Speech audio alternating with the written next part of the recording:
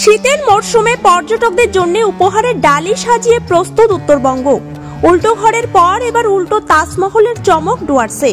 একদিকে সবুজ প্রকৃতি, পাহাড়ি নদীর স্নিগ্ধতা এবং অপরদিকে শিল্পীদের তৈরি অদ্ভুত এক স্থাপনা, যা দেখে মনে হবে যেন তাজমহলই উল্টে দাঁড়িয়ে। এই উল্টো তাজমহলকে ডুয়ার্সের এক নতুন আকর্ষণ হিসেবে সামনে নিয়ে এসেছে। এই উল্টো তাজমহল আপার কলাবাড়ি এলাকায় রয়েছে, যা নাগরাকাটা ব্লকের অন্তর্গত। তাজমহল ভারতের সেরা স্থাপত্য।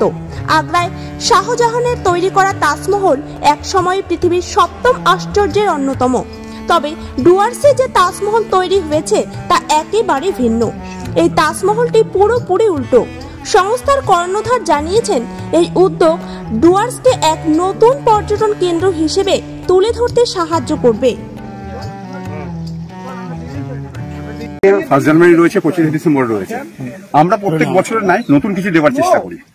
তো এবারে আমরা চিন্তা করলাম যে একটা সপ্তম আশ্চর্যের মধ্যে যেটা আগ্রা বিখ্যাত তাজমহল রয়েছে, এর অনেকই রেপ্লিকা অনেক জায়গায় করেছে।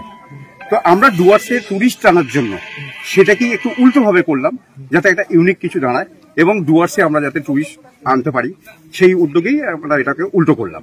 যেহেতু রেপ্লিকা, ঠিক আছে, আর আমরা রেপ্লিকাকে অন্যভাবে টেরামেরা করিনি।